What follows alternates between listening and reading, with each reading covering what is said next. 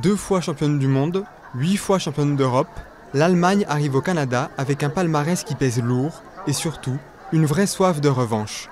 Il y a 4 ans en effet, elle avait été éliminée dès les quarts de finale d'un mondial disputé à domicile. Actuelle leader au classement FIFA, facilement qualifiée pour cette Coupe du Monde avec 10 victoires en autant de matchs, les Allemandes n'ont qu'un seul objectif, le titre. Nous voulons aller au bout de notre rêve ici. Et notre rêve, bien sûr, c'est de devenir championne du monde.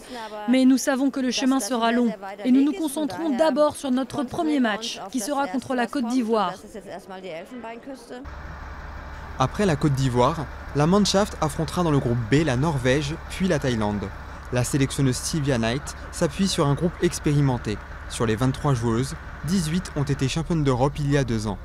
Effectives dont font partie Anja Mitak, future attaquante du Paris Saint-Germain, et Celia Sazic, récente championne d'Europe en club avec Francfort et auteure d'un but tous les 2 matchs en sélection.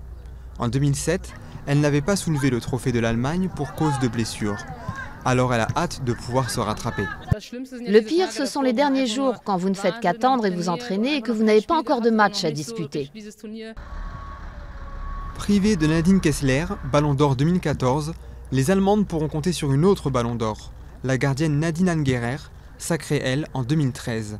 139 sélections au compteur, déjà 2 fois championne du monde, elle prendra sa retraite internationale après cette Coupe du Monde, qu'elle aborde confiante, mais consciente de la concurrence. Nous faisons partie du groupe des favoris, clairement. Je mentirais si je disais le contraire. Mais le titre, beaucoup d'autres équipes veulent également le remporter.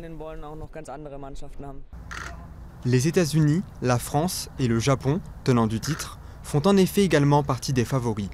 Si l'Allemagne remporte la finale du 5 juillet à Vancouver, elle deviendra alors la première sélection à décrocher 3 Coupes du Monde.